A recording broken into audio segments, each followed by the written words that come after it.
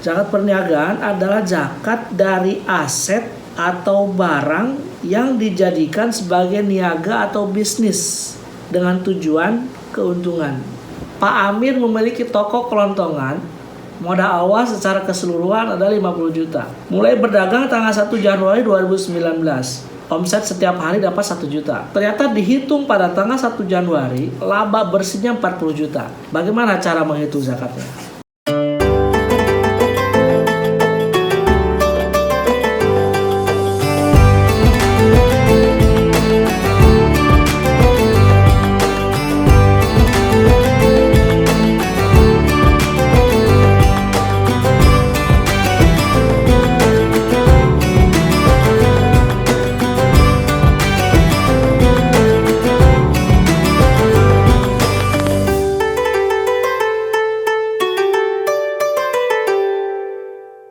Bismillahirrahmanirrahim. Alhamdulillahirabbil alamin wa bihi nasta'inu ala umurid dunya waddin. Asyhadu an la ilaha illallah wahdahu la syarikalah wa asyhadu anna Muhammadan abduhu wa rasuluhu amma ba'd. Allahumma shalli ala sayyidina Muhammadin al-Fatih lima ughliqa wal khatimi lima sabaq nasiril haqqi bil haqqi wal hadi ila siratikal mustaqim wa ala alihi haqqa qadrihi wa miqdarihil azim. Alhamdulillah, puji syukur kehadirat Allah Subhanahu wa taala. Sore hari ini kita bisa berjumpa kembali untuk melanjutkan agenda kita, yaitu pengajian online. Dan kemarin kita sudah mendiskusikan tentang zakat emas dan perak. Apa itu zakat emas, perak, kemudian dalil terhadap kewajibannya, lalu mekanisme, ya, syarat dan penghitungannya. Nah, hari ini kita akan melanjutkan kajian kita. Nanti dalam diskusi ini bisa saja sambil menjawab pertanyaan-pertanyaan yang belum sempat terjawab kemarin, ya. Nah, hari ini saya akan membahas tentang zakat perniagaan, ya. Saya share dulu. Nah, ini jadi zakat perniagaan. Dan ini cukup menarik bahasannya, karena di antara kita mungkin ya tidak tidak concern terhadap zakat perniagaan ini, akan tetapi kita justru malah menjadi objek dari zakat itu sendiri. Di dalam bahasa fikih, zakat perniagaan ini senantiasa disebut dengan urud at-tijarah. Di dalam matan kitab matan Abi Syuja, di sini disebutkan wa amma urudut tijarati fatajibu zakatu fiha bi syara'itil madhkurati fil athman. Amma urud at-tijarati fatajibu. Adapun barang-barang yang senantiasa diniagakan, diperdagangkan, tajibu, fatajibu, maka memiliki kewajiban zakat dengan beberapa syarat yang disebutkan dalam syarat emas dan perak atau athman, ya. Pertanyaannya sekarang, apa sih sebetulnya zakat perniagaan? Zakat perniagaan adalah zakat dari aset atau barang yang dijadikan sebagai niaga atau bisnis dengan tujuan keuntungan atau benefit. Kenapa harus ada kata-kata niaga atau dibisniskan dan ada keuntungan? Untuk membedakan seseorang yang membeli aset bukan untuk diperjualbelikan atau bukan untuk dijadikan sebagai bahan transaksi. Contoh gini,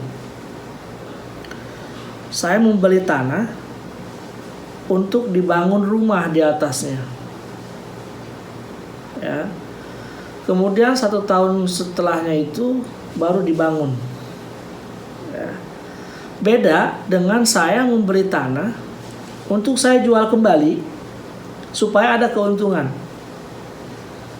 Nah, Contoh kasus yang pertama tadi, bahwa saya membeli tanah 500 meter untuk saya bangun di atasnya rumah, itu nggak kena zakat karena tidak diniatkan untuk bermuamalah di situ, untuk dijadikan sebagai muawadhat, ya, atau tabdilul amwal. Berbeda ketika seseorang beli tanah 500 meter di satu lokasi, kemudian di lokasi yang lain, walaupun bertahun-tahun, tapi karena niat untuk dijual belikan lagi, kena zakat. Ya, kena zakat. Karena itulah yang disebut dengan zakat perniagaan, atau yang disebut dengan urud at-tijarah. Dalilnya apa? Yang pertama adalah surat Al-Baqarah. Ya, surat Al-Baqarah di ayat 267.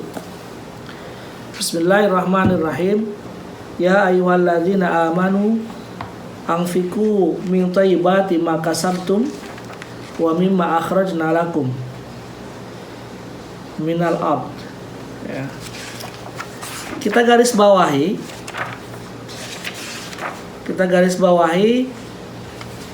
di dalam kata-kata mimma kasabtum.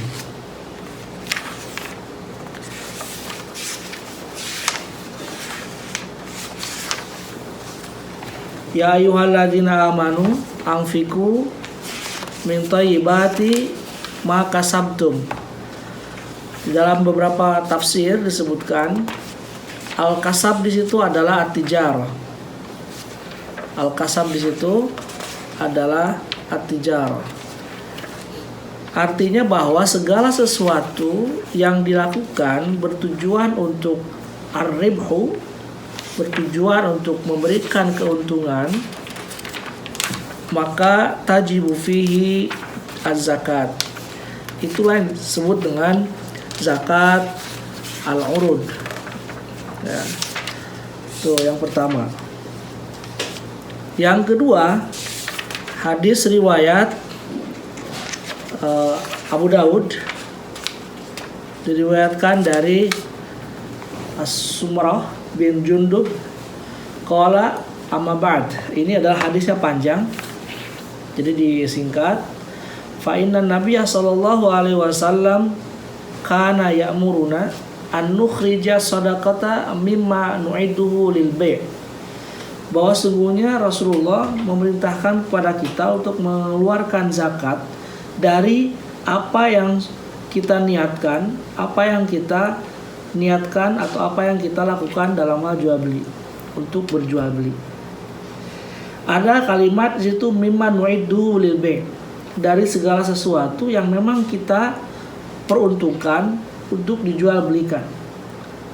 Ada yang itu di situ kan makna kalimat aslinya adalah mempersiapkan. Ya, artinya ketika saya beli barang untuk saya jual belikan lagi, gitu, untuk saya transaksikan lagi. Nah, itulah disebut dengan tijarah. Di dalam tafsir Al-Jassas misalkan, ulama-ulama salaf menyebutkan bahwa maksud dari ma kasabtum adalah at-tijarat. Tijarah itu kan perniagaan. Bisa saja perniagaan di sini adalah pertukaran barang-barang dari modal yang tetap. Jual beli mobil, ya, terus kelontongan gitu. Terus tanah, bangunan, ya, atau developer gitu. Yang penting bahwa saya memiliki aset, memiliki modal awal, lalu modal itu saya golangkan untuk membeli berbagai hal. Itulah disebut dengan perniagaan. Saya punya modal 1 juta. Pertama saya beli alat-alat dapur, ya. Lalu saya jual, dapat untung, saya beli lagi. Beli lagi apa nih? Sabun. Saya jual lagi. Kemudian dapat untung lagi, misalnya. Terus pergi seperti itu. Nah, ada kalanya untung dan rugi. Tetapi modal awal tetap ada pastinya, karena dia akan memperhitungkan, ya, untung rugi adalah bagian dari akibat perniagaan itu. Tapi yang jelas dari zakat perniagaan ini yang harus dilihat adalah yang pertama syaratnya, ya. Kita next slide-nya, ya. Nah ini syaratnya pertama Islam udah jelas, hur yang kedua, ya. Jadi orang yang dikenakan zakatnya adalah bukan budak. Maka keluar dari situ, walaupun seorang budak itu memiliki harta lalu digolangkan atau dibisniskan oleh majikannya, maka yang kenanya adalah bukan budaknya, tapi majikannya, karena ketentuannya adalah harus merdeka, harus hur, gitu, ya. Nah, yang ketiga adalah milkutam, kepemilikannya sempurna, artinya dia bisa tamlik, walaupun itu dain, walaupun hutang, karena hutang dianggap sebagai aset, financial asset. Nah, maka ketika dimiliki, walaupun ada di tangan orang yang disebut dengan hutang, itu harus dihitung. Lalu syarat yang keempat ada nisab, dan yang terakhir haul. Ini menjadi penting, kenapa? Karena kalau kita mulai berniaga di tanggal 1 Januari 2019, ya, kemudian sebelum masuk 1 tahun, ya, kita tidak nisab, maka kita gugur kewajibannya, ya, karena yang dijadikan alat atau standar adalah 2 tadi, ya haul, ya nisab. Karena haul itu sangatlah penting dalam zakat, ya. Nanti ada beberapa haul yang sifatnya itu tidak hanya 1 tahun, ya. Jadi ada syarat zakat yang haulnya itu bukan 1 tahun. Di antaranya zakat pertanian, ya. Lalu misalkan zakat peternakan, ya. Kemudian juga ada yang disebut dengan zakat profesi. Haulnya itu tidak 1 tahun. Tapi di luar itu semua pasti akan merujuk pada haulnya 1 tahun. Nah, oleh karena itu ketika tidak mentok dalam 1 tahun, kemudian tidak nisab, nggak ada kewajiban zakat. Laisa fi malin zakatun illal haul, atau laisa fi mali zakatun hatta yahula al haul. Jadi tidak ada kewajiban zakat dalam sebuah harta yang harus dizakati kecuali haul, kecuali ketemu 1 tahun, ya. Nah, yang selanjutnya yang menjadi dasar kuat adalah tadi apa yang disebut dengan nisab. Nah, hitung-hitungan nisab ini itu jelas sekali dalam hadis, ya. Misalkan riwayat Abi Sa'id Al-Khudri, laisa fi maduna khamsati ausukin sadaqah. Ausuk yang pertama jadi ukuran itu ausuk.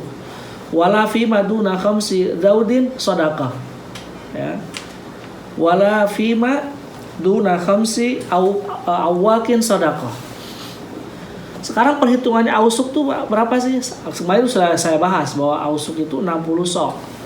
Jadi kalau misalkan khamsa ausuk, maka 5 kali 6 sama dengan 6 kali 5 ya 300, ya. Lalu Daud itu apa? Daud itu hitungan bagi onta melahirkan kalau 2 sampai 9 itu disebut dengan Daud, atau 3 sampai 10. Kalau Auqiyah, Auk kemarin 40 dirham. Jadi kalau 5 ausuk, 5 kali 4 200 dirham. Itu hitung-hitungan jelas, ya. Jadi kalau emas kan ishruna dinar atau ishruna mithqal, maka jatuhnya adalah 85 atau 96 gram, gitu. Nah, ini nisab. Penting untuk diketahui karena menjadi standar minimal. Menjadi standar minimum seseorang mengeluarkan zakat, ya imma haul atau ya imma nisab, ya. Jadi jangan khawatir, jangan kita takut, aduh saya nggak zakat, gimana ya hitungannya. Kalau tidak memenuhi syarat ya nggak kena wajib. Ya itu tadi, kalau nggak nisab ya harus haul. Kalau dua syarat itu tidak terpenuhi ya kita nggak usah khawatir. Karena ini adalah aspeknya ibadah. Ibadah itu kan ada ketentuan, ya ima ada rukun atau ada syarat. Ketika dua hal itu tidak tersebut atau tidak ada dalam pekerjaan itu, maka kewajiban kita menjadi gugur. Ya, jadi kita nggak usah khawatir. Jangan-jangan saya selama ini tidak zakat. Ya kalau tidak nisab, tidak zakat. Kalau tidak ada haul, ya tidak ada zakat. Gitu. Ada dua, salah satunya tidak mungkin. Ya ima haul harus ada nisab. Kalau ada nisab harus ada haul. Gitu. Ada haul nggak ada nisab nggak zakat. Ada nisab nggak ada haul nggak zakat. Harus ada dua-duanya. Oke? Nah, saya lanjut ke atas lagi, ya ke sini, bahwa di dalam kitab tadi Matan Abi Syuja menyebutkan bahwa syaratnya itu Islam, merdeka, milik sempurna, nisab, haul. Tadi saya sudah sebutkan nisab adalah standar minimum dari zakat perniagaan, kemudian haul juga. Nah, ada syarat kedua tambahan di dalam syarah Al-Iqna Matan Abi Syuja. Yang pertama adalah harta atau aset itu diperoleh dari transaksi. Diperoleh dari transaksi. Maka keluar dari sini yang disebut dengan hibah, kemudian wasiat, ya, lalu warisan, itu bukan aset yang diwajibkan zakatnya, karena dia diperoleh bukan dari jalan berniaga. Seperti mahar, ya kalau dalam konteks pernikahan. Nah, yang kedua, tambahan syarat di kitab yang lain adalah diniatkan sejak awal sebagai barang dagangan. Konsekuensi hukum dari syarat ini, ketika saya dalam 1 tahun, ya, ternyata saya berubah niat. Saya nggak jadi jual, saya untuk pribadi saya, namanya lilqoniyah. Maka menjadi gugur kewajibannya, dan ketika berniaga lagi harus niat awal, niat diperbarui lagi. Jadi intinya sebanyak apapun yang kita beli, kalau nggak diniatkan itu ada sebagai bisnis, maka tidak kena kewajiban. Tuh, ya. Itu syarat. Lalu yang nisabnya, nisab dari zakat perniagaan adalah disamakan dengan zakat emas, ya. Yaitu berapa? Minimum 85 gram emas, atau katakanlah 42 juta atau 45 juta. Untuk apa? Untuk menyesuaikan pada saat kita memulai perniagaan. Modal awal atau yang disebut dengan ra'sul mal, apakah ra'sul malnya itu masuk dalam kadar nisab? Kalau modalnya saja tidak masuk nisab, maka nggak ada kewajiban, kecuali kalau dalam jangka waktu 1 tahun dari modal yang tidak masuk nisab ternyata mendapatkan keuntungan yang kalau dijumlah antara modal dan keuntungan menjadi nisab, maka kena wajib zakat. Ya. Nah, jadi gini cara menghitung zakat perniagaan itu. Kalau modal awal itu adalah kena nisab, artinya bahwa modal awalnya itu di atas 50 juta, dia sudah kena nisab nih, karena di atas 85 gram.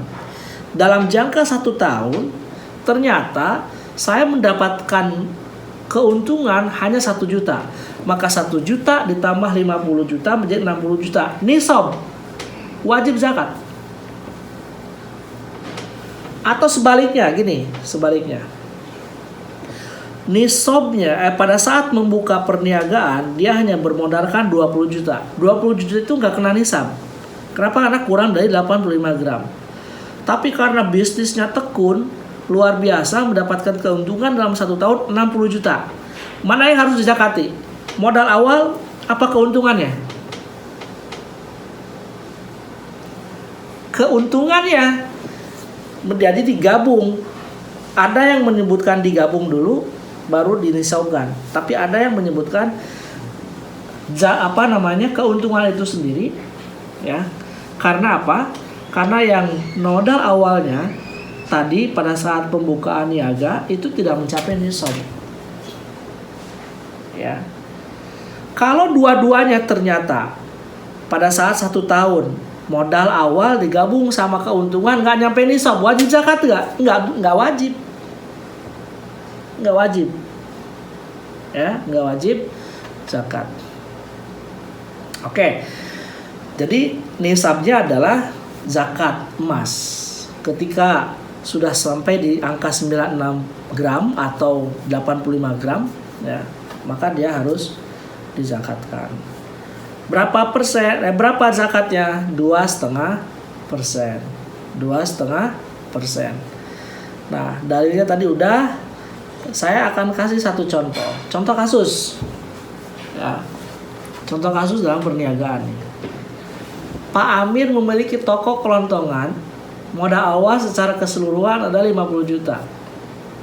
Modal awal itu kan bisa saja alat kelontongannya itu bisa raknya, bisa lainnya, pokoknya modal awal aset 50 juta. Mulai berdagang tanggal 1 Januari 2019. Omset setiap hari dapat 1 juta. Ini omset, ya. Omset itu bisa saja dikeluarkan, belanja lagi tiap hari dan lain-lain. Ternyata dihitung pada tanggal 1 Januari laba bersihnya 40 juta. Bagaimana cara menghitung zakatnya? Kita lihat.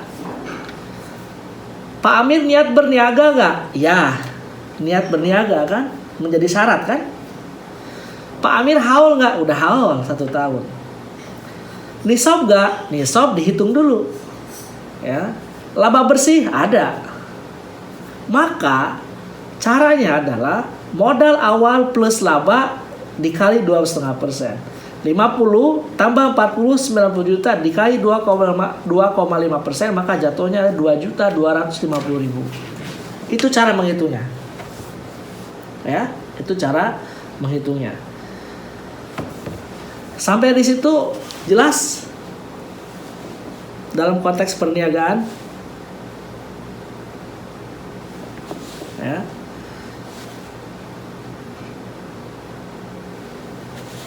Sarman jelas? Insyaallah, Pak.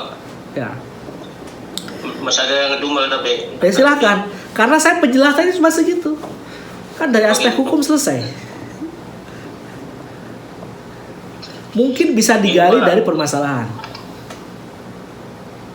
Seumpamanya perdagangan syarikat. Bersyarikat. Umpama di antara bersyarikat itu bertiga. Yang 2 non muslim. Yang muslim cuma saya sendiri umpamanya. Iya. Di situ kalau sudah dihitung haulnya itu sudah mencapai nisab dari hasil keuntungan itu. Nah, apakah dizakatkan dari perhitungan itu apa setelah dikurangi dulu non muslim dikeluarkan dulu baru keuntungan kami itu dibagi dulu?